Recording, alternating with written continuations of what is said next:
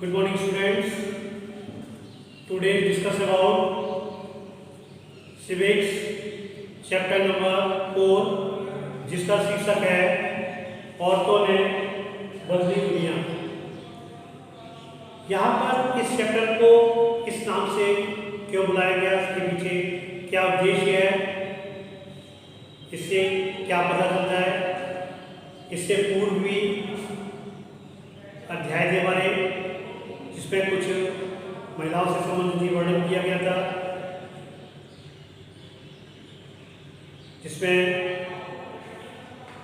इस तरह महिलाओं द्वारा जो किया जाने वाला कार्य होता है उस काम को या उस कार्य को काम नहीं माना जाता है, जबकि घरेलू जो भी कार्य होते हैं महिलाओं के द्वारा किए जाते हैं जिनको कार्य नहीं माना जाता है, क्योंकि हमने यह भी पढ़ा है कि घरेलू काम परिवार के सदस्यों की देखभाल करना जो पूरे समय का काम है और इस कार्य को प्रारंभ और समाप्त होने तक कोई निश्चित समय भी नहीं, इसका कोई निर्धारित समय भी नहीं होता है, लेकिन उसके बावजूद इसको कार्य नहीं माना जाता है, क्योंकि हम लोग कार्य उसको मानते हैं जो व्यवसायिक कार्य किए जाते हैं जिनके बदले में हमें कुछ ना कुछ जीवन यापन हेतु पारिश्रमिक के रूप में प्राप्त होता है। यहाँ पर इस कार्य को, महिला के इस कार्य को उनका नैतिक दायित्व के रूप में कहा जा सकता है, क्योंकि हम जो घर के बाहर जो भी कार्य करते हैं वो कार्य माने जाते हैं। कुछ व्यवसाय महिलाओं की अपेक्षा पुरुषों के लिए अधिक उपयुक्त होते हैं, जैसे खेतों में खेती का काम, हल जोतना, कृषि संबंधी बहुत सारे कार्य होते हैं जो पुरुषों के द्वारा किए जाते हैं।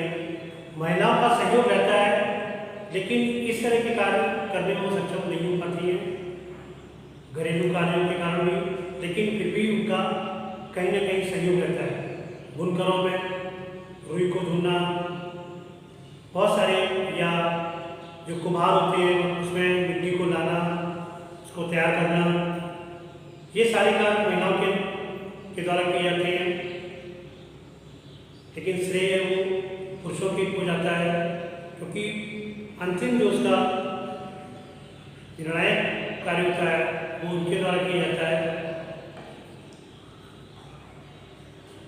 समानता प्राप्त करने के लिए स्त्रियों ने बहुत सारे संघर्ष भी किए हैं, और आज शिक्षा प्राप्त करना एक ऐसा तरीका है जिससे महिलाओं के लिए नए अवसर निर्मित किए जा सकते हैं। साथ ही इस अध्याय के अंतर्गत हम लोग जानने का प्रयास करेंगे कि महिलाओं का स्तर किस प्रकार धीरे धीरे बढ़ रहा है,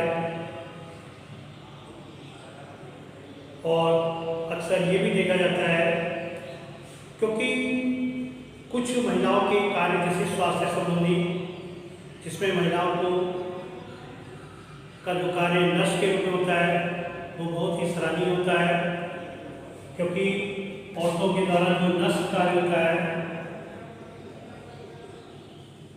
वो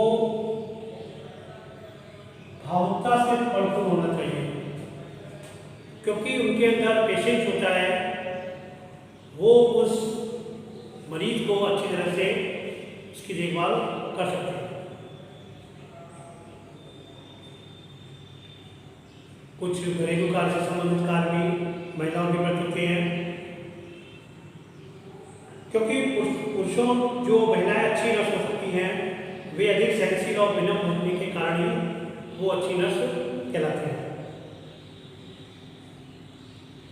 अनेक लोग इस प्रकार, और इनके साथ साथ कुछ इस प्रकार से माना जाता है कि विज्ञान के लिए तकनीकी जवाब की जरूरत होती है, और ये सोचा जाता है कि लड़कियों या महिलाओं में तकनीकी कार्य करने की सक्षम नहीं होती है। ऐसा नहीं होता है, ये सब क्या रूढ़वादी धारणाएं हैं।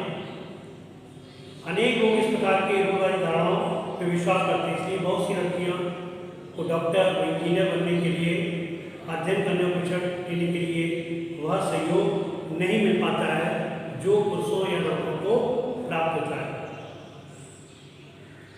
अधिकांश परिवारों में स्कूली शिक्षा पूरी हो जाने के बाद लड़कियों को इस बात के लिए प्रेरित किया जाता है कि वे शादी को अपने जीवन का मुख्य लक्ष्य मानें। अक्सर देखा भी होगा कुछ उनकी प्रारंभिक शिक्षा से करा दी जाती है वर्तमान के चलन के आधार पर, और उनका उद्देश्य परिवार का ये रहता है कि उनको एक शादी जैसे बंधन में बांध दिया जाए और वो अपने परिवार का लालन पोषण है या उसकी देखभाल वही करे और वो वहीं तक सीमित रहे।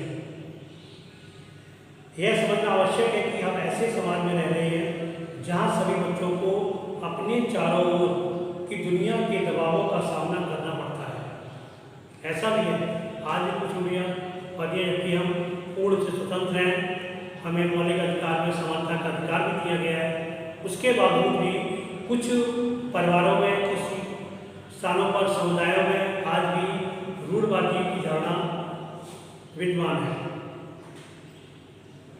कभी ये दबाव बड़ों की अपेक्षा के रूप में होता है तो कभी ये हमारे अपने मित्रों द्वारा गलत तरीके से चलाने के कारण पैदा हो जाता है।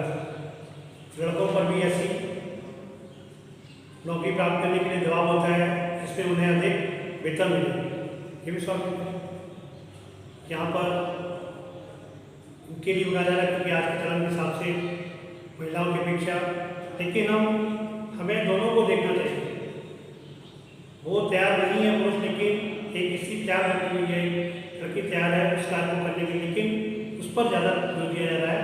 जो उसको तैयार नहीं है, उसके अंदर उतनी क्षमता नहीं है, उस पर जोर ज़्यादा दिया जा रहा है और उन दोनों में किया है। क्योंकि इससे पहले भी आपके चक्कर में दोनों में अंतर की दृष्टिकोण से लिंगानुपात का जो अंतर होता है लड़के और लड़कियों में, उसके बारे में भी कहा गया। दूसरे लोगों की तरह व्यवहार नहीं करते हैं, उन्हें चिढ़ाया जाता है और धौंस दी जाती है। परिवर्तन के लिए सीखना, क्योंकि बात आती है परिवर्तन के लिए सीखना। अब यहाँ बात आ जाती है कि वह व्यक्ति सीखने को तैयार नहीं है, लेकिन यदि हम अपने अंदर कोई परिवर्तन चाहते हैं तो हमें अधिक से अधिक सीखना पड़ेगा। कहा जाता है कि आप अपने आप को अपडेट रखें। अपडेट का मतलब क्या होता है? जो नए आयाम या जो भी नई समस्याएं के समाधान हेतु या नई चीज़ों को सीखने के लिए हमें प्रेरित होना चाहिए और हमें दूसरों से प्रेरणा भी लेनी चाहिए। तो परिवर्तन के लिए सीखना बहुत ज़रूरी है। परिवर्तन तभी संभव है जब हम कुछ नया सीखेंगे और उसमें सुधारात्मक तरीके से उसमें परिवर्तन ला सकेंगे। सभी जानते हैं कि स्कूल जाना एक हमारा जीवन का बहुत बड़ा महत्वपूर्ण हिस्सा है। जैसे जैसे स्कूल में हर साल अधिकाधिक संख्या बच्चे प्रवेश ले रहे हैं, हम सोचने लगे कि सब बच्चों के लिए स्कूल जाना एक साधारण बात है, क्योंकि आपका 8 सितंबर को एक विश्व साक्षरता दिवस होता है और उस दिवस का उद्देश्य यही है कि सभी पढ़ें, क्योंकि शिक्षा एक ऐसा ज्ञान है जो हमें सामर्थ्यवान बनाता है और हमें नए कार्यों से जुड़ने के लिए प्रेरणा के स्रोत बन जाते हैं। तो इसलिए निश्चित है कि आज हमारे लिए यह कल्पना करना भी कठिन है, कुछ बच्चों के लिए स्कूल जाना ही और पढ़ना पहुंच के बाद बाहर की बात या अनुचित बात भी मानी जा सकती है। लेकिन अतीत में अगर हम पुराने अतीत में जाते हैं तो निश्चित ही हमें ज्ञात होता है कि वहाँ पर लिखना और पढ़ना कुछ लोग ही जानते थे। जो हमारी 1949 के आसपास की जो साक्षरता थी वो ज़्यादा नहीं थी, बहुत ही कम प्रतिशत था उसका। यदि उस टाइम अगर अधिक प्रतिशत होता तो निश्चित ही जो अंग्रेजी शासन हमारे देश में लागू हुआ था वो नहीं हुआ। ऐसा हुआ क्या था? इसीलिए हुआ था अज्ञानता होने के कारण, साक्षर न होने के कारण। आप इस समाज से जब आप जितना आप होशियार होते जाते हैं उतना ही आपके अंदर ज्ञान ज़्यादा अधिक होता है और आपको आगे अधिक सीखने की आपके अंदर लालसा होती है कि उसको ज़्यादा से ज़्यादा सीखें। जबकि ज्ञान एक ऐसा भंडार है जो कभी भी भरा नहीं जा सकता, ना कभी इसको समाप्त किया जा सकता। अधिकांश बच्चे वही काम सीखते थे जो उनके परिवार में होता था। कुछ गुरुकुल का आज भी ऐसा है कि हमारा हम अगर डॉक्टर, हमारे बेटे भी डॉक्टर बने, ऐसा नहीं है, लेकिन समय का परिवर्तन हो रहा है। व्यक्ति या बच्चे की जिज्ञासा और उसकी व्यक्तित्व और उसकी जो जिसमें लालसा उसकी है या उसके अंदर उसके जो गुण विद्वान है, उसी कार्य की तरफ उसको प्रेरित करना चाहिए। लड़कों को पढ़ना लिखना सिखाया जाता था, लेकिन लड़कियों को अक्षर तक सीखने की अनुमति नहीं थी। ये अतीत की बात बताई जा रही है।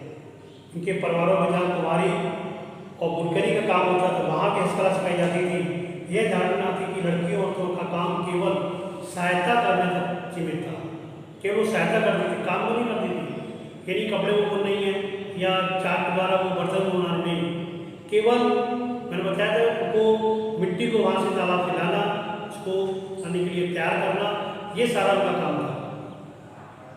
इसके पीछे कुछ उद्देश्य भी था, पुरुषों ने अपने अंदर अपने आप को अधिक मूल्यवान बनाना, ये भी काम था। औरतों का काम केवल सहायता करने तक सीमित था, बर्तन बनाने के लिए उसे तैयार करती थी। 19वीं शताब्दी में लगभग 200 वर्ष पूर्व शिक्षा के बारे में कई नए विचारों का जन्म, विद्यालय अधिक प्रचलन में आ गए और वे समाज जिन्होंने स्वयं कोई पढ़ना लिखना नहीं सीखा था, कुछ ऐसे समाज जिन्होंने स्वयं पढ़ना लिखना नहीं सीखा, लेकिन अपने बच्चों को पढ़ाने के लिए वो तत्पर है। आज भी ऐसा है, 19वीं सदी से प्रक्रिया स्टार्ट हो चुकी है। बहुत से लोग आपने देखा होगा कि गांव से शहर की तरफ आते हैं सिर्फ बच्चों की पढ़ाई के लिए, जबकि उनका मासिक आय उनकी कम होने के उपरांत भी वो अपना किसी भी तरह से व्यवस्था करके बच्चों को पढ़ाते हैं। और बच्चों का भी जो उत्तरदायित्व होता है, उनका दैनिक कर्तव्य होता है, वही होता है उस कार्य को वो सफल बनाने के लिए उस कार्य को पूर्ण ईमानदारी के साथ करना चाहिए। जिन्होंने अपने बच्चों को स्कूल जान भेजने लगे, तब भी लड़कियों को शिक्षा को लेकर बहुत विरोध हुआ। कुछ लोग लड़कियों में, लेकिन इसका विरोध किया गया। समाज में आप आए दिन देखते हैं कई समस्याओं पर समाधान होते हैं, उनका विरोध भी किया जाता है और अंततः यदि वो एक सामाजिक दृष्टिकोण से उसको देखा जाता है अंत में, तो कहीं ना कहीं उनको कोई रिलैक्सेशन मिल जाता है। और वो तो बहुत सी पुरुषों से बालिकाओं के लिए स्कूल खोलने के प्रति बहुत से लोगों ने बालिका के लिए स्कूल भी खोले, स्त्रियों ने पढ़ाना लिखना सीखने के लिए संघर्ष भी किया। तो बहुत सारे ऐसे कारण उसमें आए जिनको उन्होंने सीखा। इसमें यहाँ पर एक है, ये उनके बारे में बताया गया। राम सुंदरी देवी 1800 से 1890 का उनका कार्यकाल था। ये का अनुभव पढ़े जो 200 वर्ष पूर्व पश्चिम बंगाल में पैदा हुई थी। 60 वर्ष के अवस्था में बांग्ला भाषा में अपनी आत्मकथा लिखी थी और उसकी पुस्तक में आभार युगोन किसी भारतीय महिला द्वारा लिखित पहली आत्मकथा थी, जिन्होंने उसमें लिखा था किस तरह से यदि लड़की लिखती पढ़ती है तो वह पति के लिए दुर्भाग्य लाती है और विधवा हो जाती है। इसके बावजूद उन्हें अपनी शादी के बहुत समय बाद स्वयं ही छुप कर लिखना पड़ना सीखा। इसके बाद उन्होंने बहुत कुछ करना सीखा। तो बहुत सी सारी समस्याएं हैं कि महिलाओं को शिक्षित होना चाहिए, क्योंकि भविष्य में यहाँ पर एक उदाहरण दिया गया है कि विधवा हो जाती है उसके बाद उन्हें यदि वो पढ़ी लिखी होती तो अपने कार्य को अच्छी तरह से कर सकती थी, कुछ ना कुछ अपना जीवन यापन कर सकती थी। यदि उनके बच्चे या परिवार होते हैं उनको उनका भरण पोषण भी कर सकते हैं। तो शिक्षा हमारे लिए बहुत ही आवश्यक है, चाहे वो पुरुष के लिए हो चाहे स्त्री के लिए हो। वर्तमान समय में शिक्षा और विद्यालय, तो यहाँ पर देखना आता है वर्तमान में। पुराने समय में तो ये था, लेकिन वर्तमान समय में जो शिक्षा और विद्यालय उनकी क्या कंडीशन है, क्या दशा है? शिक्षा एवं विद्यालय। विद्यालय का मतलब क्या होता है?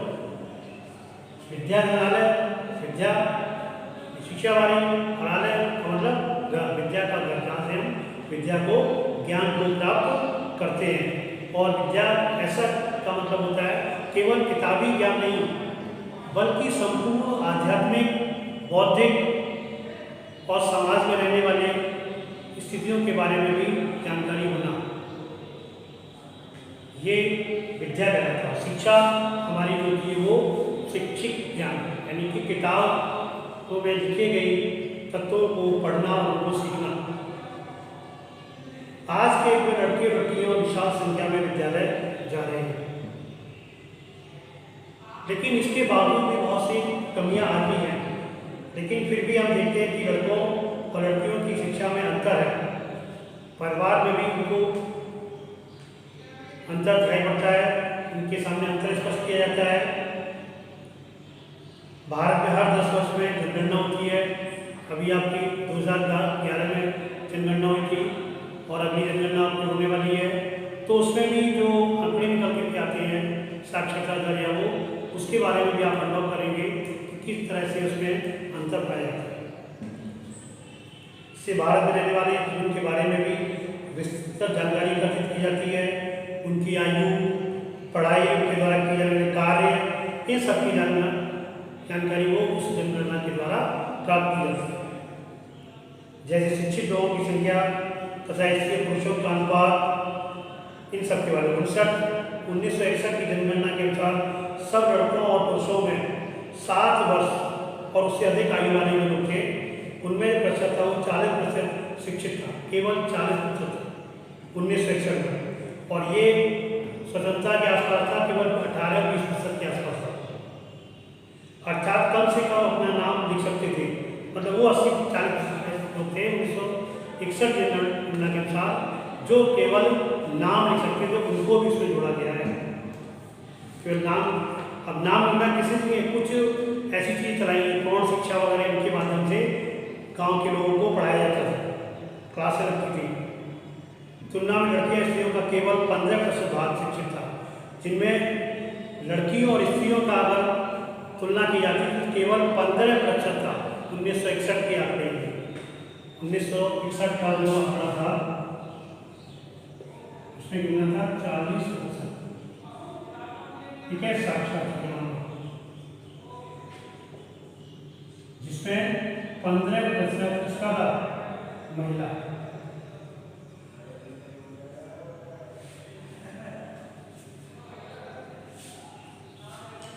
और 2011 में जनगणना के अनुसार लड़कों और पुरुषों की यह संख्या बढ़कर 82% हो गई।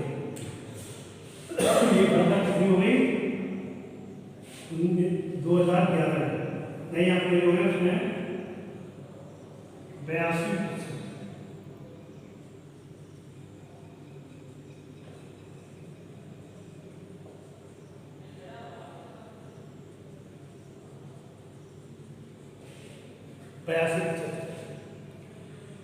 और शिक्षित लड़कियों तथा स्त्रियों की संख्या 65%। कहाँ 15 थी, कहाँ पर ये हो गई 65%। ऐसा नहीं है, धीरे धीरे परिवर्तन होती, इसीलिए कहा गया औरतों में बदली दुनिया। क्योंकि यहाँ से 2061 के बाद 11 तक आपका बढ़कर के 15 से 65 हो गई। कम तो नहीं हुई ना, ये भी नहीं 2-3% बढ़ी हो, काफ़ी अंतर आया, 50% बढ़ गई। और कितने अंतर में? 11 ये और आपका लगभग 39, 40, 50 सालों में अंतर है। 50 सालों में 50% आंकड़े, यानी 1% प्रतिवर्ष उसकी प्रोग्रेस। तो निश्चित ही ऐसा क्रम से होता रहा और इसका असर यह हुआ कि पुरुषों और स्त्रियों दोनों के बीच ऐसे लोगों का अनुपात बढ़ गया जो पढ़ लिख सकते हैं और जिन्हें कुछ हद तक शिक्षा मिल चुकी है। लेकिन जैसा कि आप देखते हैं आज भी स्त्रियों की तुलना में पुरुषों का प्रतिशत है वो अधिक है। अभी बराबर भी नहीं हुआ है ना अधिक हुआ है, लेकिन अभी भी कम है। लेकिन काफ़ी, यदि हम पिछले आंकड़ों के आधार पर देखें तो काफ़ी अंतर भी है। यहाँ पर कई शिक्षा के माध्यम से उनमें परिवर्तन आया। आज आपका ये टॉपिक यही समाप्त होता है। नेक्स्ट हम लोग इसी से संबंधित आगे के टॉपिक के बारे में अध्ययन करेंगे। Thanks, have a good day.